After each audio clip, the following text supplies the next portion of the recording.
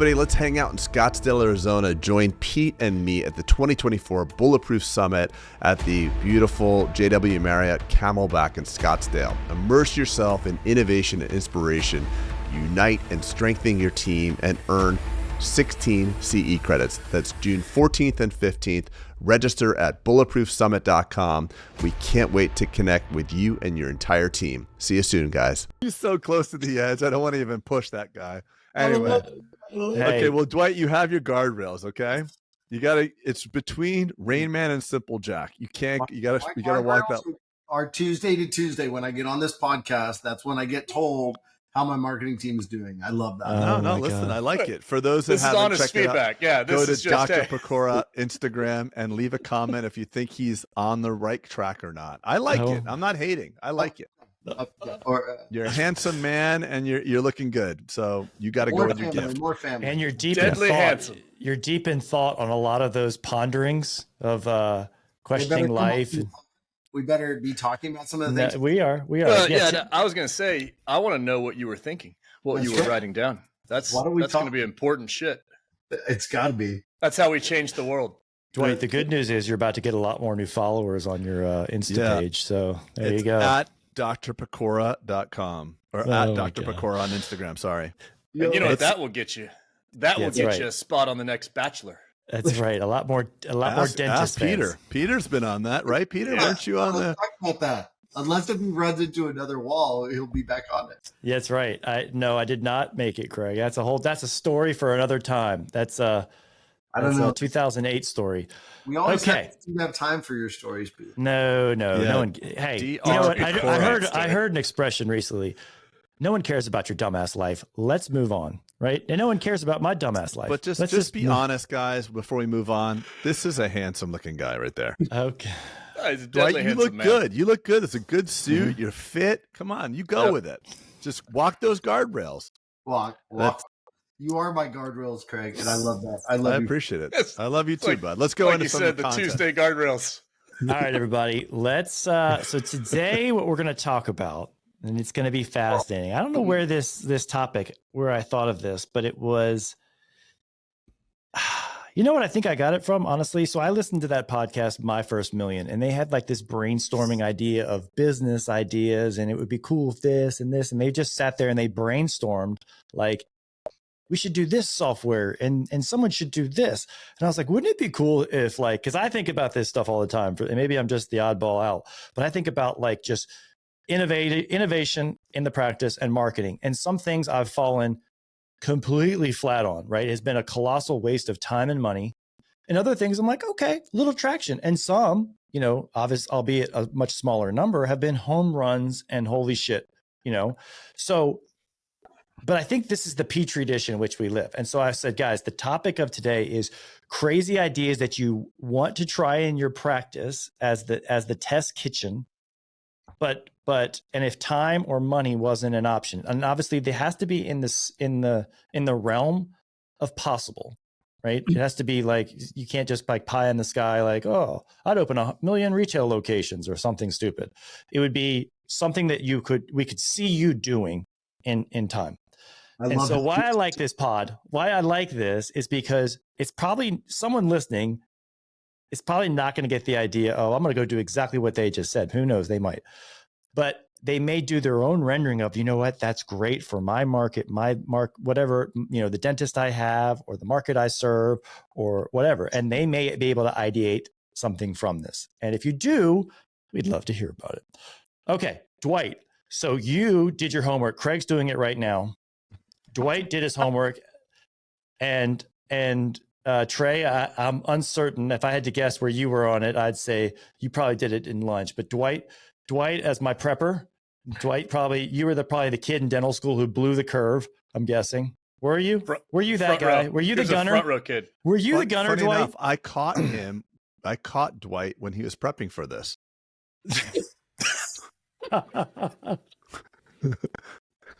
Oh my God. Okay, let's go on. I'm sorry. Oh, if you're not watching this on video and you're listening to us, it's probably a good thing. But now Craig is on a roll today, and you should enjoy. No, it's just too much caffeine. Go ahead. I'm sorry. I love it.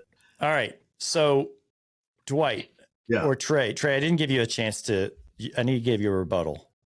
No, you're spot on. I wing it. I got my ideas. Lunchtime happens. I get all my shit straight. There you go. I see, I'm no dummy. All right, Dwight, you had some great feedback. Do you want to start this out? Because you have 5, and I'm not sure we're going to get to those. Yeah, but all of them. But like, let's start out with your ace in the hole. The one thing that people are going to be like, damn, I am going to follow him because he is smart as a mofo. All right, I did make a little list, so I'm kind of interested because I'm looking through our little chat. I think I do wish that I could expand I've always been a passion person for the revenue rundle that gym memberships have and things of that nature. The thing that Galloway talks about all the time. Yeah, and I always wanted to get to the point where I was like, hey, a basis of my monthly income came from a very stable point of membership, right? And I always wanted to think if I could take customer service and that revenue rundle and take it to a whole other level. So I thought, if I could, what I mean by that for those who are listening, the DaaS model, dentistry as a service. Correct. And the sense of I'm going to coin that. That's mine. No, it's mine. It's mine, Craig. I know, but I love that. I want to say that. DaaS. You want to say DaaS? The DaaS model. Well, the DaaS model. Can I be the king? So Dwight's going to be the king of DaaS, like David Sachs. I could go so many ways. So the concept would be is like most people have like a clear membership program or other membership programs, but I wish that I could have, I don't know, the testicular fortitude to just be like, hey, let's just go all out and say, I'm going to send you all your kind of our hygiene stuff to your house, not just, kind of getting to the point where the membership meant you didn't just get discounts, but that also meant you got all your supplies at your house. You went through that. You got your marketing stuff. You got your t-shirt. What would be the analogy that you've seen outside of dentistry? What would be the analogy business model? Oh my goodness. Pretty much every other industry does stuff like that. But let's see. Like a Birch box or like something that's sent to your house in subscription plus service. Like, so it's products plus service. Right. To where you get to the point where it's like additional services. And then on top of that, it also reminds you you're kind of due for your bleaching or you're kind of due for this. And it gives you a little, support coupon or something like that to come on along. But the idea is that you're constantly in their life and you're constantly a part of their, so the second that they see somebody up there that says, oh, I can do your implant for $12.99, right? And they're like, well, I'm really tethered to this practice, right? And they send me my stuff. They send me my toothbrush, my toothpaste, my everything, my floss. It's kind of this is just who we are, right? I'm connected to them. And how that would create something. I think that would be fun to get to that point at some point in time. I understand that it's a lot of procurement methods and a lot of kind of distribution, things like that. Yeah, but look, Dwight, if we've learned anything from software, right? And I think, believe it or not, the private equity market, they think of dentistry now as a technology platform. That's how they're envisioning. And you're shaking your head, right? And so the next tier up from that, right, the holy grail for private equity investments, why software gets based on 18 times top line revenue, not profits, is because subscription model, right? The subscription, the recurring rundle that you're talking about. So I think you're onto something here, but I think you could beta that into a small, you would probably have to be the chief salesperson, if you will, for your clients. Like, hey, I'm opening this up to 25 people, right? Almost like a Black Amex kind of thing. Right. And what's interesting is I also bring this up because when I was at the All In Summit in California, I was sitting at, I was at one of the parties and I interacted with some of these distribution companies that they were there having fun or whatever. And they were like, no, because I told them, I was like, I hate all the stuff we have to inventory. Like, Pete, like electric toothbrushes or the t-shirt or all the stuff, right? And he's like, yeah, you shouldn't have to do any of that. What our clients do is they just send us a spreadsheet of the addresses and we box it all up, set it all up and send it to your clients for you. So it never touches your system. And he was like, this is what we do. Like if you apply and you get accepted at UCLA or UT Austin or something like that. Like, you get this box in the mail. And so they just get, all those are clients of theirs. So we were talking about Baylor University because that's where I went.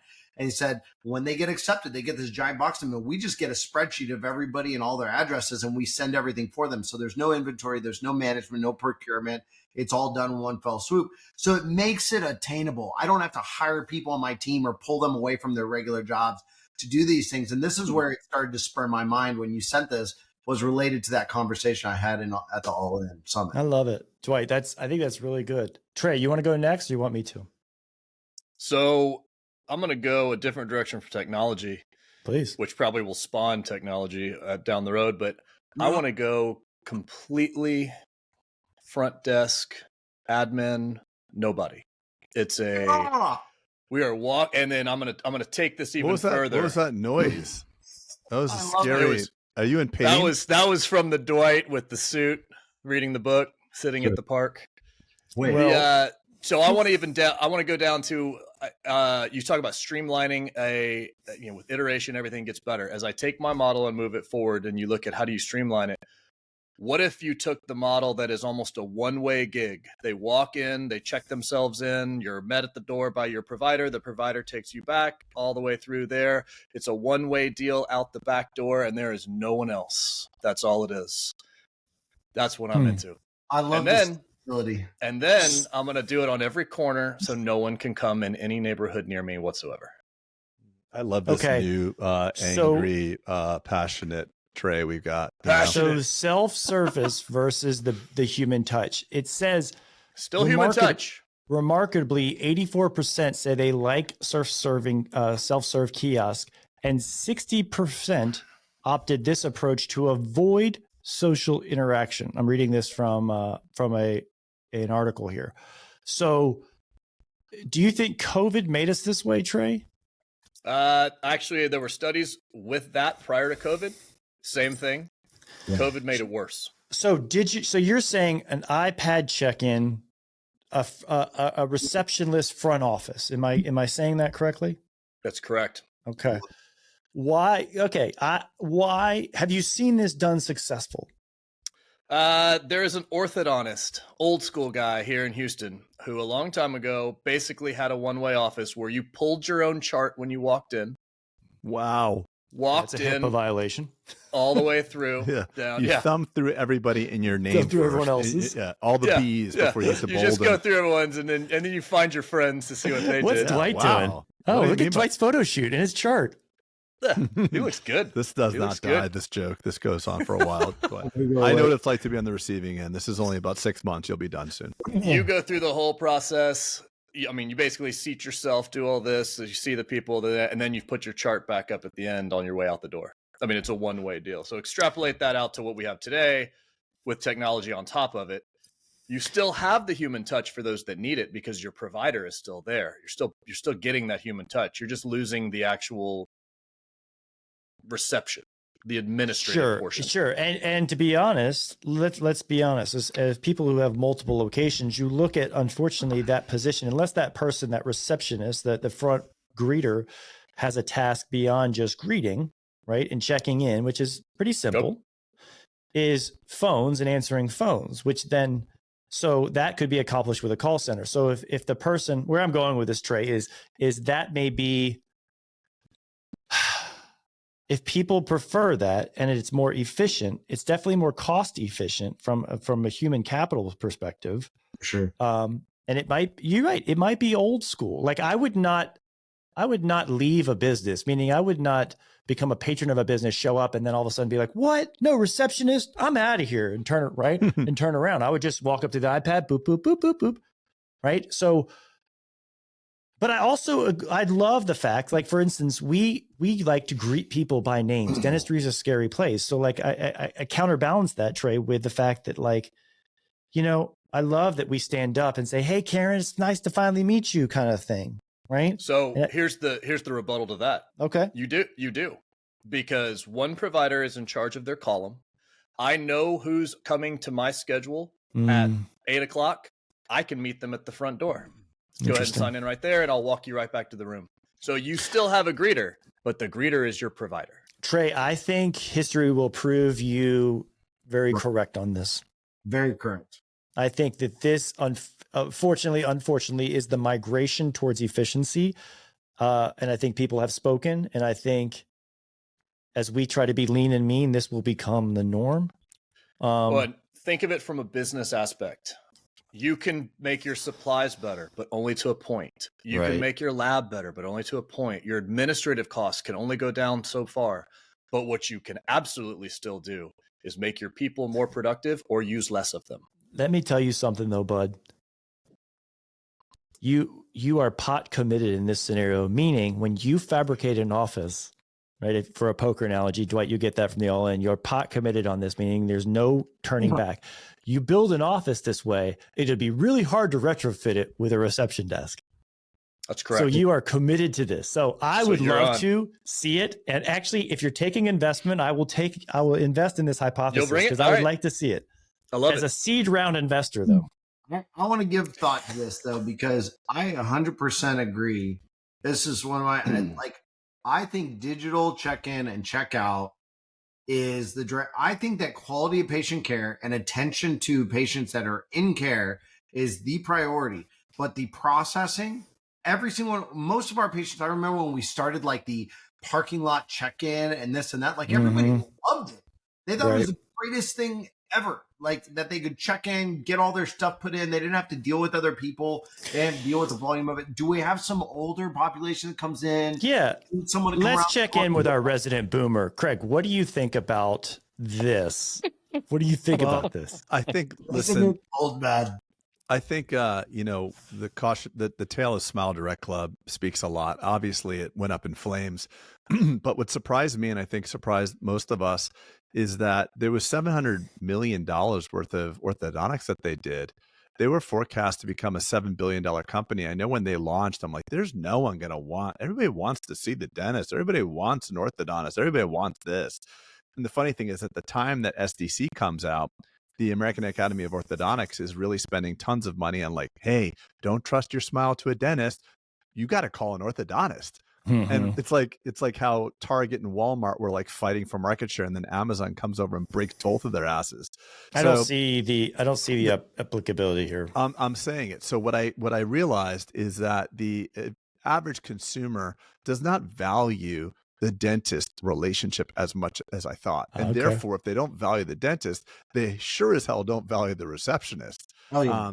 But I do think drawing parallels. Oh, so you are a fan of this potentially? Well, I am, but I think we're being a little bit broad here, because I think when you talk about Wawa and Starbucks, yes, I don't want to have to repeat 3 times flat white with regular milk. By regular mean I whole milk. I'd rather just freaking select it on my app. Because there's a speech thing, there might be a language barrier, there's all this stuff. I just want to order Wawa or Starbucks on my app. It's much more efficient because it's more predictable. It's not that I don't like human interactions.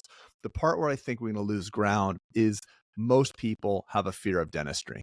It's a very common fear up with like public speaking. So I think that at the end of this efficient thing, there needs to still be a highly successful and curated relationship with a trusted provider.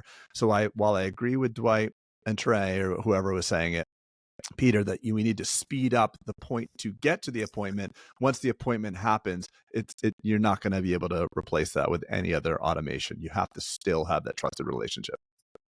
Well, but that's protected in this because you still have the human interaction from the provider themselves. So you're not replacing with a robot. You still have someone working on you, bullshitting with you, talking to you about what you did this weekend and all that kind of good stuff. Okay. Can I go next? Yeah, we'll talk to let's hand over to the resident egotistical insecure jackass. Yeah, the dictator. Whoa. The dictator. Whoa, that was I know. That got to sell itself quick. Oh, wow. No. Hey, I hear why it is that this topic even came up, which is, what it is that Pete's about to tell us about. So let's go. No, because it's all self-serving. And he's also going to request a No, Dwight, you big dummy. No, Dwight. To quote my favorite doctor, Dr. Boulden, settle down, big dummy.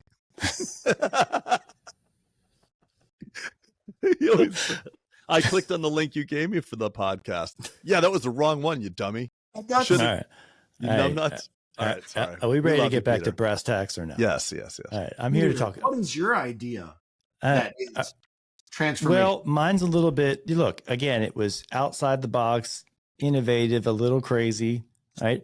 So one of the things that I have perpetually, I'd say one of the things that keeps me up at night regarding the dental practice is attrition.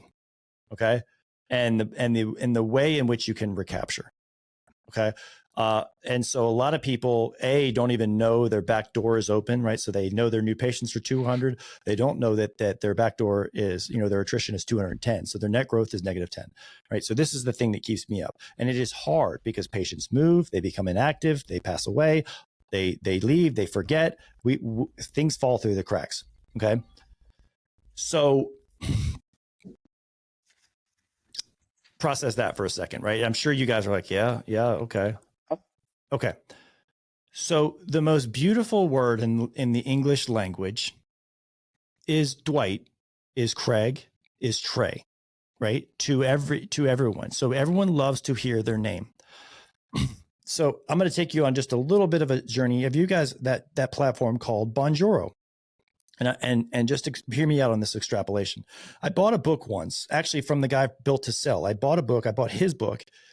Moments later, I got a video and it was from him and it was a 5-second video, not moments later, but let's call it a day, or I signed up for something. Moments later, it was a day. And he said, "Hey, Peter, thanks for buying my book. Hope you really enjoy it." Boom. I said, wait a second. Did that dude just say my name? Holy shit. Of which I was so blown away by that I was compelled to buy every other little thing that guy has ever sold since the dawn of time. My point is that if so we have relationships in dentistry, usually from the provider. I would say that the strongest relationships in dentistry are born from the hygienist assistant, with then second to the dentist. The dentist, I would say, like Craig, you were saying, is probably the least one that we have rapport with. And don't curse me if that's not the way it is in your practice. I'm just saying, as a whole, this is what we hear. Would you guys agree? Yeah. Agreed. Okay. So imagine this for a second. The technology is existing where we have seen the evidence of deep fakes, right? We saw it in the Taylor Swift stuff recently with I think it was like someone made nudes of her, right? But it's a video deep fake. So no one has time, right? Our providers do not have time to sit around and say, let me just send videos to people and ask them to come back to the practice. Hey, what are you doing, Mrs. Jones? Whatever. Well, we have the technology on our patient management software will tell us eventually where a patient is coming inactive. We also have a technology that says you could create a synthetic avatar of your provider that could then insert, "Hey, Karen, we haven't seen you out in a while," right? And right now it's a little hokey, but it will get better and better. It'll get to the point where you won't be able to interpret. But if I had gotten a video from a doctor I hadn't seen in 2 years, or a hygienist that I hadn't seen in 2 years, like, "Hey, Peter, was just thinking about you as I was going through my charts. Haven't seen you in a long time. Hope you're being taken care of. If you're not, make sure to click the button below. Hope you're well. Bye-bye." Right? Love it. And if this could be automated, I talk to people about this in the technology space of dentistry. I'm like, you figure this out. This is the holy grail of keeping people retained in your practice. Because Trey, to your point of convenience and people opt for this, they also want to feel heard, their name. They want to feel not an individual. They don't want to, I'm sorry. Yeah. They want to still feel special. Yes. And so, but like at scale, this is almost impossible to do. If I were to task my hygienist and say, "Hey, reach out to these 200 people that you have going inactive with video," she'd be like, "What? Not going to happen." This is cool. Have you played with Synthesia at all? Yeah, I was just about. So Trey, pause that for a second. You're just saying that. Ready? Watch what's on my screen behind the scenes. Behind door number one. Behind door number one. Synthesia. Oh shit. Right? Is Synthesia. And so the tech exists to do this today. What is not connected is the API of dental software, the PMS, yeah, and the PMS of Synthesia. I know the But you PMS can of upload yourself. You can as upload. an That's what I'm avatar. saying. You could do this and do it, and you could copy and paste the Yep. script. But here's the deal, Trey. It'd be outside of the PMS platform, which means to me that that's another clunky step in communication. So integration would be the. I tell I talk to kind of CareStack as I move to them, and I kind of advise for them and help them out on things that we're seeing on our side. And I was like, if you figure this out, this is the holy grail, because they are huge into AI on that platform. I'm like, you figure this out, this is a game motherfucking changer. Yep. The Well, automation you would have from this, that would be with that integration, would be so unbelievable. I agree. Holy grail. Well, I think this is the first time a practice management software has ever consulted with a dentist. This moment, because the way these are designed, it's like I'm like, what? Where are you? What are you designing? So what do you congratulations, that's awesome. So that's I thought about this, man, and I'm like, and honestly, I got to tell you guys, I have stubbed my toes so many times. I'm like, well, I'll do it. I'll just figure it out. And I've wasted time and money only to arrive at, not being able to do it because I don't have the technical prowess. And so I've identified, stay in my lane of ideas and try to find the right person, right? A who, not how. Who, not how. Yeah. And so I'm putting it out there because honestly, I don't really give a shit if I get credit for this. I just want it to exist so that I can deploy at scale inside our practices. And the people who adopt this tick. Yeah, go ahead, Trey. As a fun thing to use Synthesia for, that is actually possible now, that most dentists won't have. I played with Synthesia. I didn't upload myself because I was too lazy. I picked one of their avatars that I thought looked presentable. I took a script. Basically, I filmed myself talking about one of my sound bites when I'm teaching somebody or talking about something. I filmed it, transcribed it, uploaded it to Synthesia. I developed the background that I like, and all you do is click go, and you have someone that just created the entire video for you of the training aspect. Awesome if you film yourself as the avatar, but you can do an entire trainual, so to speak, out of this. Yeah, you can do a whole module of training on this and create videos. Boom, boom, boom, boom, boom. You're right, nonstop. Trey. Yeah, but and just for the, I was going to say, just as a fun tip, the English accent is a little bit better than the American accent. Ooh. Sounds less robotic. Well, look, we've seen that the half-life of technology, right? Things get in 6 months. If it's good now, it's going to be 4 times better in 6 months from now. Yep. We know that in tech. And so this will be done. Someone will crack the code. But can you please hurry so that the 4 of us can put it inside of our practices, so we can use your shit, so we can have first mover advantage, please. Yeah, call us first. Okay, Craig, you are up. God, I'd hate to follow that one. Yeah, I mean, I would if I were you. If I were you too, I would hate that, because you're not as dynamic. So the topic, because it's been so long-winded and self-serving, I actually forgot the actual question. But I think it was what I'd like to see in my practice. Where have you been for the past 27 minutes? You don't know what we're doing? Yeah, you guys get into your places of no, I mean, listen. Oh my God, have you been checking email, Craig?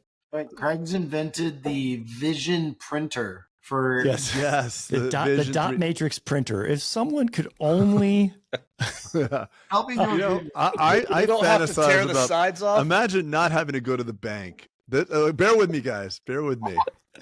Imagine a telephone that also has a camera. It just skipped me. I don't. God. Listen. Not skip you. No. You had an assignment, and as the secondary podcast host, you have an obligation to the audience. I'm a tertiary at this point. That's so entertaining. All right. We're gonna skip you. God, yeah. Dwight. No, just Dwight. repeat the damn question if you don't mind. Just ask me a question. Yes, Craig. Yes. If time or money was no object, and if you had to sit around and innovate your most creative ideas that you would want to deploy in your test kitchen called Spodak Dental, what have you been yearning to do, but haven't really had, as Dwight says, the balls, but he says testicular fortitude The balls to do. So what if I had a magic wand and could fix a problem in dentistry, I would actually approach it at the other end of it. I would devise a way. He's always on the anus end.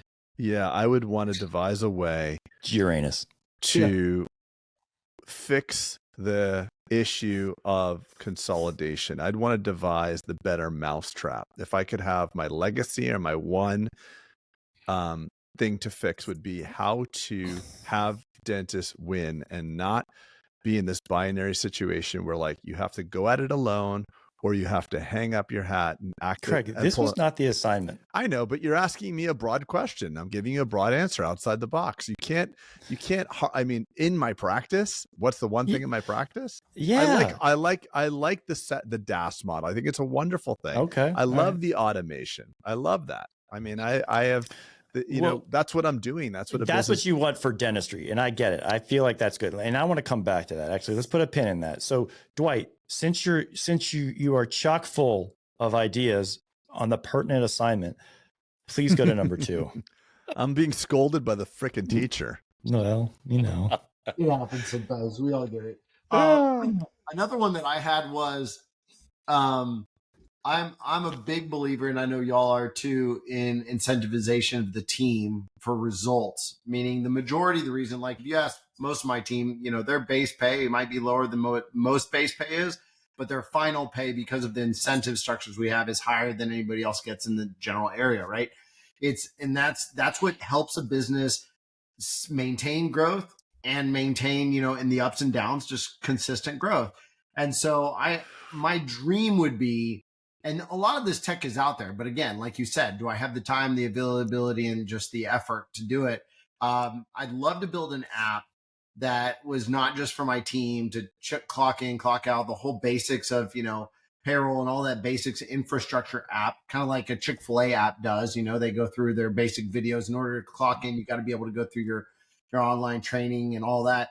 But beyond the training stuff, I would love for them to be able to look at a very updated incentive and bonus structure, like right on their app, and know exactly where it is. Oh, in real time. Real time as a team. Because at Morning Huddle, the whole team shows up and they're like, all right, where are we at? How many days left in the month?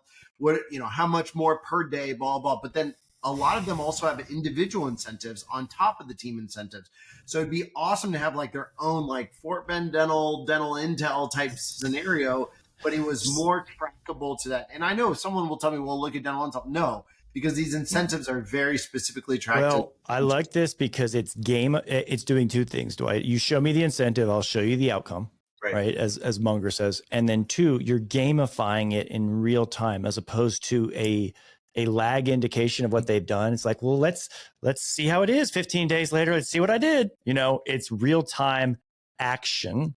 Absolutely. That creates movement. And I think that's freaking really neat. A dynamic. Yeah. I love it. So the next time you are at Chick-fil-A and you pull up to that point where the door slides open and they're walking in and out and going crazy, look inside. They have the scoreboard of real time, how it's like 9 squares. Yeah. And there may be one shift that goes over to have another 2 or 3, but it's average dollar per order, how many orders per day, average time from order to delivery. Oh, a dashboard. They have a dashboard that is visible right there in front of everybody. That's shameful. It was fascinating when I saw it. It fast food has it and dentistry doesn't. And we don't. Shameful. Yeah. It was incredible. Listen, the chicken sandwich is always going to be a chicken sandwich. The cleaning can turn into, like, I brought my 4 dentures that don't fit with me. People, the problem is people can't select their problem. So we're conflating industries where people have the ability to self-diagnose. I want a chicken sandwich. Yes, no. Versus I want a cleaning. You can't have a cleaning. Your teeth are about to fall out. Patients don't understand what they want. But and that's true. I would once, let me say something real quick. Like at the end of my month, when we're down, we hit the 3rd tier at one location instead of the 4th tier.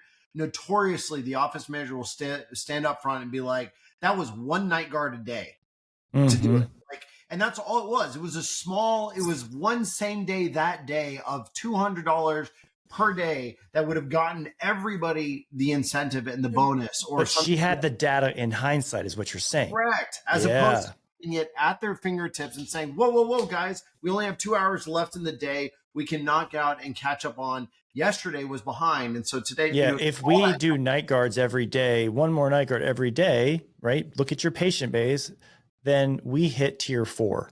That's it. Right? Do this, get this. Change your inputs. Have an annual goal, right? Like, hey, we're tracking annual. It's really hard to kind of track. Dwight, what would have to happen? So Chick-fil-A's obviously got it. That's a software. Maybe they developed it themselves. What would have to happen for real-time data? Like, is this a pipe dream, or is this? No. This is very doable. This is more of not on the cost scenario or whether the technology is available. It is the time and effort. Do you put time and effort to growing and focusing on scaling your businesses, or you focus on that? To me, I'm learning that if I focus on that, that's a stronger foundational time. Like Trey and I grew a lot, focused on a lot last year. And at the beginning of this year, we've both been talking about the fact that both of us are auditing our systems right now because we want to continue to grow and build, but we want to make sure that we're not adding on top of kind of weaker legs, right, of a foundation. And this is one of those things that maybe we focus on building something like this to be able to say, hey, and then on top of that, you add onboarding videos and, kind of a training type thing or things like that. That's what allows you to scale at a very high level, and the truth is I've been in some of these DSOs headquarters where, they've got 40,000 square feet of just operations locations. And every department, whether it's the phone center or the AR revenue cycle managers or things like that, they've got, screens on the walls and they're telling them what the goals are for the day and what they're tracking and how many phone calls need to be made and all this. And people do this at scale, but it's just interesting to me that it would make such a difference to my team to create something for them to win, as opposed to just solely focusing on, hey, where's dental intel? Here's all. Paralysis by analysis, so much information. I love this. I love it. To know that they're winning individually and as a team. Yeah, imagine like catching someone using their phone in their office instead of your employees looking at Instagram, they're looking at the dashboard for them, right? Like, that would be that. You talk about another holy grail. That would be super neat. You're allowed to use your phones today, people, no problem. Right. How about it? Dwight, you brought something up, how you and Trey are in it reminded me of something Naval said, right? You guys were saying how you're in a re-auditing mode, so to speak. And he talks about you want to, the entrepreneur should train for what they're about to do. They should sprint to where they want to go. They should rest and then they should reassess and then they should start again. Amen. And that's kind of where you guys are in the reassess mode of like, all right, let's take inventory of what we've done. Trey, do you have one or you want me to go? So the next big thing I have, which is basically what y'all have all touched on, a version of that, it's integration. So something like a app from what Dwight's talking about has to pull data from somewhere. And if that place it's pulling isn't a conveniently integrated software that has all that data compiled together, it's harder to do.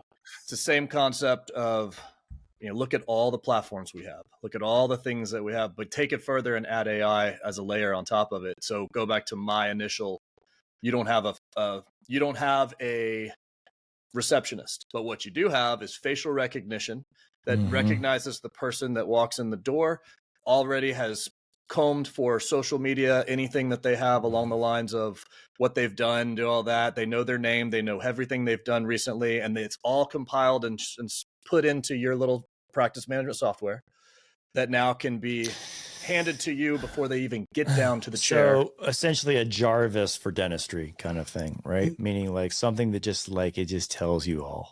And it's integrated because that's actually, I love that.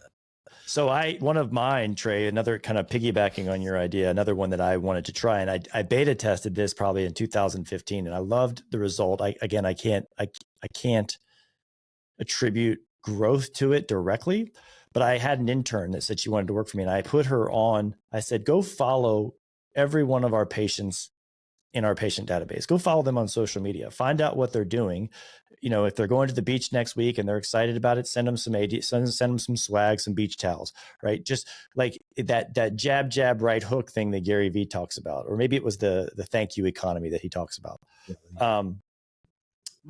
Additionally, to your point, Trey, you said something about influencers. I wanted to put her on, hey, once you find someone who's got a couple thousand influencers, look and see A, if they're legit, look at their info, and then B, notify me of that so that I can have a conversation about something they may want.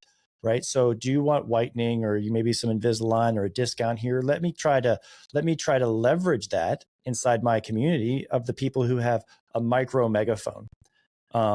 And that was kind of fun, quite honestly, but it took a lot of time, but it was really interesting I think that would be really important if you're wanting to grow your practice organically in the beginning, right? Where you don't have a lot of new patients, right? You don't have a big patient base. You have more time than money. You can look at who's coming in and saying, hey, if I do this crown for half off, will you promote me 3 times on your social to all the soccer moms that go to this rich country club? Yeah, I'd love to. That kind of thing, right? Thinking innovatively as a business person, as opposed to like, sorry, no deals.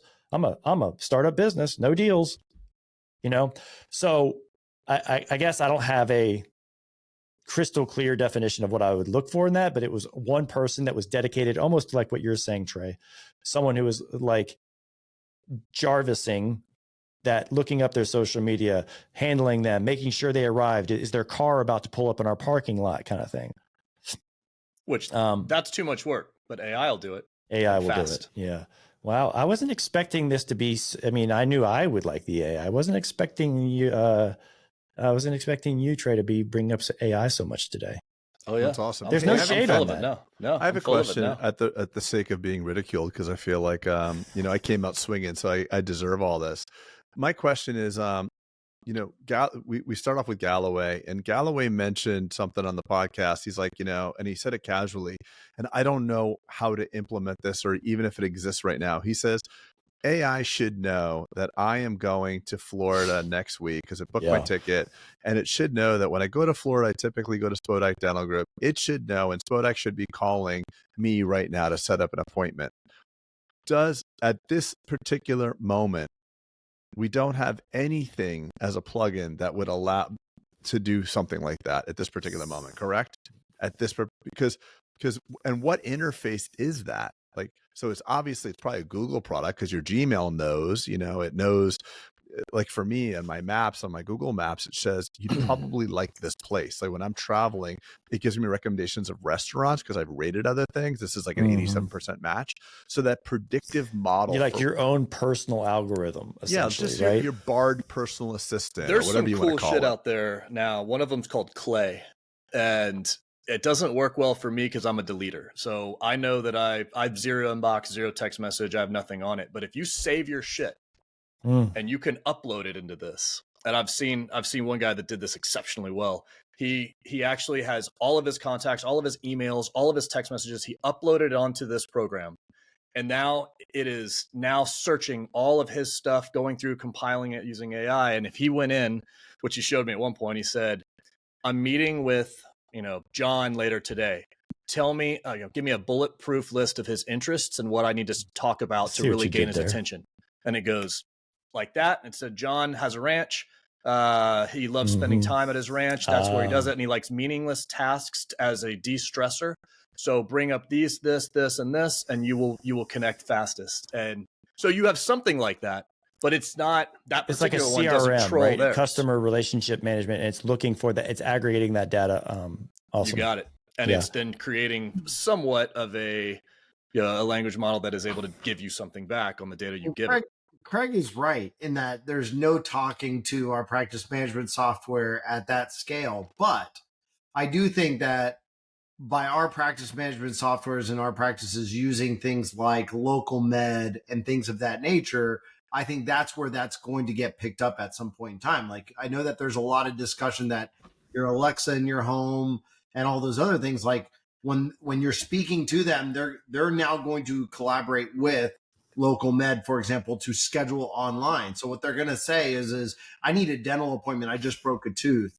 and it's going to correlate how close your house is, when the next possible available appointment is for a crown, and they're going to see it. And so if you don't have local med, or if you don't have open slots for same day dentistry on local med that are set aside like we did, like then there's no you're saying there'll be no interface if you don't have that. That's my question. Like, because obviously Eagle Soft or something like that. Right. Yeah. So obviously Google could predict and say, you're going to Florida, it's been 6 months and 1 day since you're cleaning. We see that you regularly go every 6 months, but the interface, it'll just leave you. But maybe Google Assistant can then say, would you like us to do that? Like, remember that video that the CEO of Google did? So, and then you can actually have someone calling your office with Google Assistant. The more important thing would be like, they have an available appointment at 2 p.m., which is, the next day after you arrive and before you have your event at that night. Would you like Paul? So the takeaway is, Greg, this isn't a dental specific innovation, but what I hear you saying is this is going to happen, right?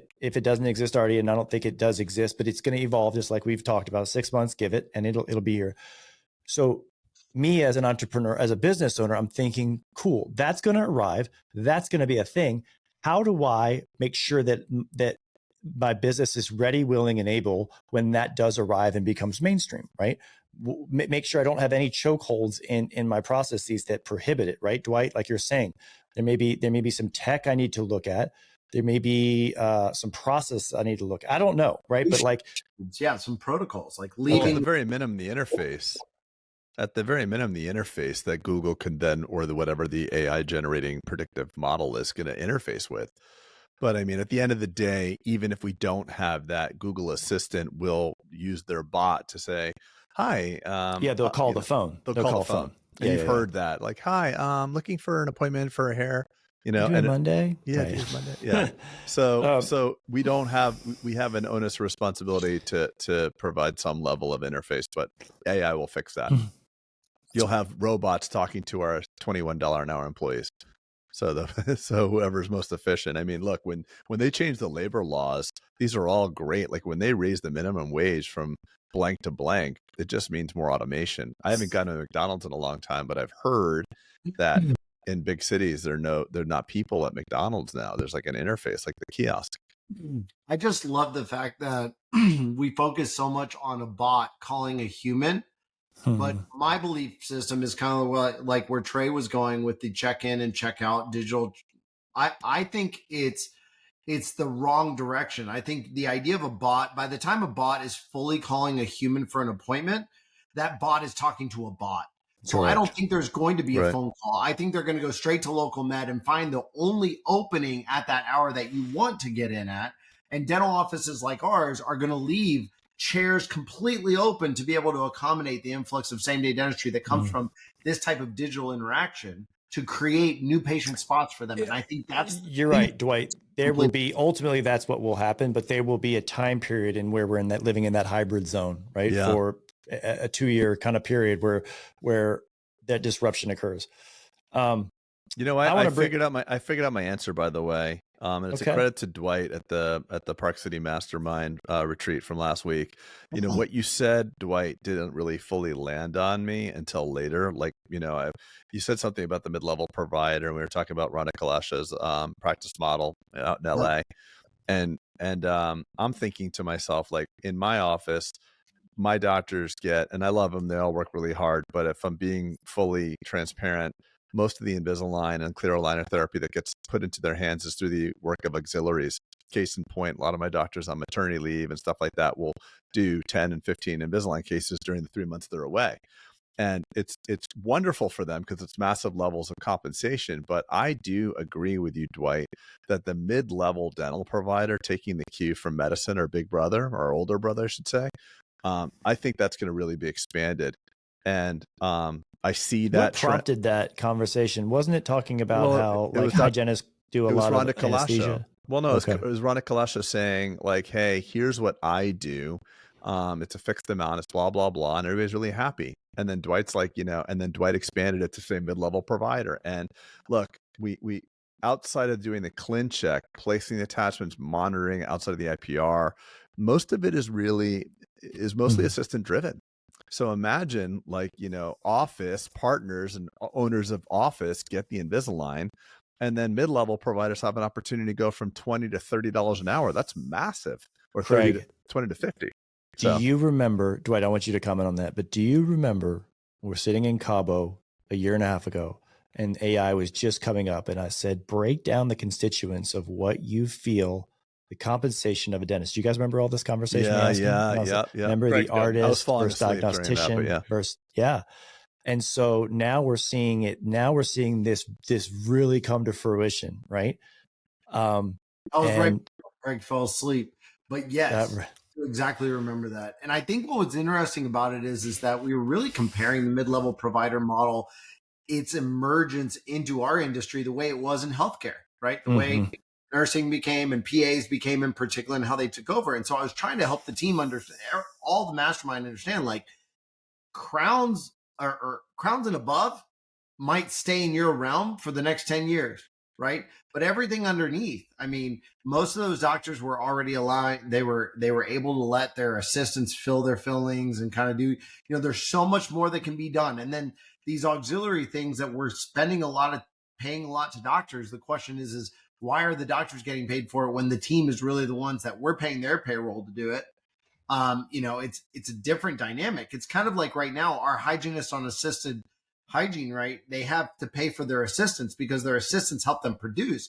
Well, then if your doctors are on maternity, but they're making money off of the Invisalign cases, they're making entrepreneurial profit, then they should be paying for their team, or it should go to the house, one thing or another. And so it just started to blend and create an opportunity for us to better understand what's coming our way. And I think I don't think it affects quality of patient care either. It does affect one thing. It affects average doctor compensation, which kind of goes back to the podcast I had with Dr. Edgar from ADA. You're seeing, median dental salary flattening, dental expenditures going up and to the right, and dental costs going up and to the right. So the dentist who's a non-owner associate, which is most, I think most now, they're the ones that get squeezed as things go to mid-level providers, I think. Do you guys agree with that or no? Yeah. And it's the same in medicine in that way. And you have to be focused on trying to develop your skills into things. What I have seen in healthcare, and I know you all would agree with me, is you saw doctors then hyper specialize. And now you got 15 ways to correct an Achilles. People have come up with better strategies and better medicine. It's not that it always went well. It's kind of hard because at the mass level, everybody needs to see a doctor and they all want to see a doctor, but really they're going to see a nurse and then a nurse practitioner and then a PA. And really when you really need to see the doctor. And I understand that, but it did push people, and it will push doctors to move into a realm of being able to be more comprehensive care or more niche providers in quality types of care. And I think there's nothing wrong with that. That's my opinion. Well, so think of it this way. Dwight, you mentioned that you think this is not going to affect patient care. I would go so far as to say it improves patient care, because disruption and innovation doesn't happen by catering to the average. That doesn't happen. Sure. So when you sit down and push forward and you have people that then elevate, like Dwight's saying, or niche down to a more specific aspect of things, or grow a bigger business, or learn how to leverage with mid-level providers, what ends up happening after that and more people catch on is an increase of the level of care provided. So it will be a positive thing, not a negative thing. Yeah, I agree. In an effort of time, do you guys have any more? I've got just one more that I want to take it back to kind of a grassroots level. What do you got? Do you guys, I guess let me start with a question. Do you guys get a lot of new patient referrals from physicians? We get you'd have to define a lot. We get them, yes. Okay, yeah, enough where you're like, oh, that's cute, right? And so it's just interesting, as I look at kind of living in a metro area, and I'm like, I go to a concierge doctor. There's so many concierge doctors. There's so many surgeons happening. There's big hospitals. Why aren't we getting, from a CYA perspective, why aren't we getting more surgical clearances right? Do surgeons know that that's probably a liability that would help them have a more successful surgical outcome if they knew that there was not the existence of periodontal pathogens that are, anaerobic, stuff like that. So I think that's a market for kind of creating awareness to your local physicians. I was taking it a step further and I was like, okay, going back to Dwight, you were saying the box thing, right? And something, we actually have referral pads for physicians and some other dentists who don't do sedation in our town. I was thinking, how cool would it be to send out a box? And in that, it would be, I don't know if you guys have seen these, but I'm big on these LCD brochures that you can get, like disposable LCDs, and they have a box that you can open and it'll start playing a video automatically, right? Because you can't get past the gatekeepers in surgical offices. Shit, you can't get past them in dentistry, right? Yeah. So to get to the doctor who's going to make the decision to then talk to the patient, I was imagine a video, here's a box, it's nice, it's black, it looks like a black Amex box. And you open it up and all of a sudden it's a 5-minute video from your practice saying, hey, doc, just wanted you to know that we're here for surgical clearance. Also, as you know, without having a healthy mouth, it's really impossible to have perfect health. And so, as a matter of fact, I'd love to do this complimentary salivary testing on you so that you could see the different level of dentistry that we're providing. Come in for a complimentary visit. So the average physician has probably how many patients, Dwight? Average physician? You said physician? Physician, yeah. Yeah. A few thousand. Couple thousand. Yeah. Right? Wouldn't that be amazing if that was automatically, if you could impress the medical community, which I know sometimes they say, oh, those are just dentists.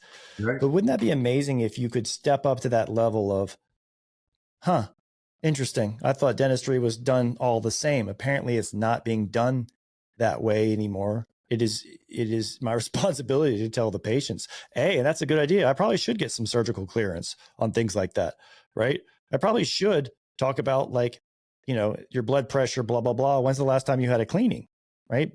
You're right. Do you have inflammation?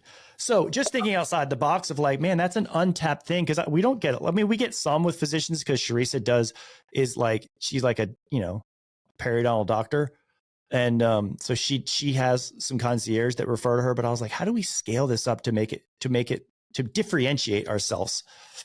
But I'm with you because most of the time when we get, a referral from some doc and the patient comes in and says, hey, I need to do my knee and I got to do this or whatever. And I need you to go ahead and I don't know, but they wanted me to see a dentist and blah, blah, blah.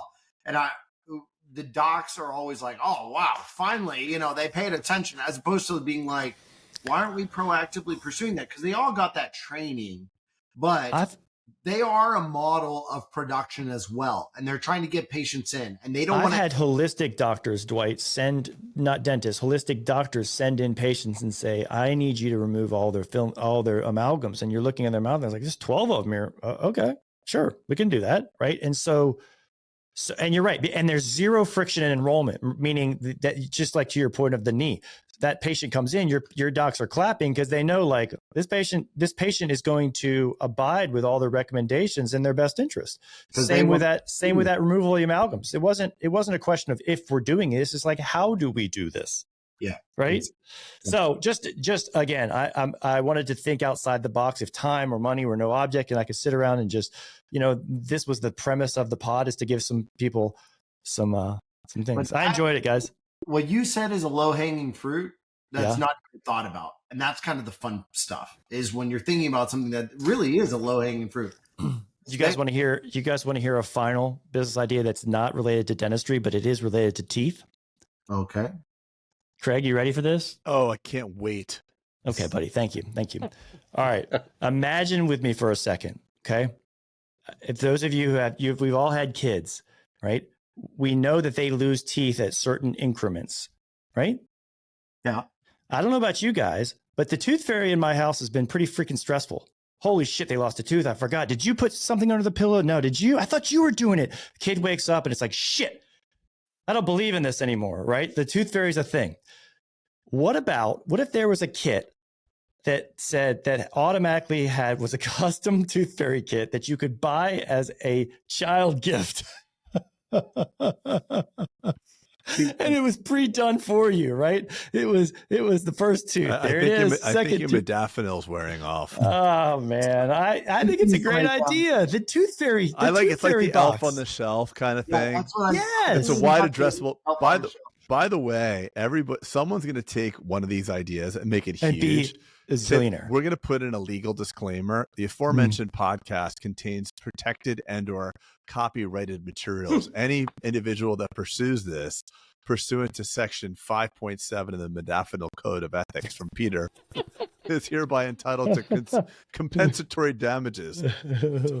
I mean, you're not wrong, but anyway, that.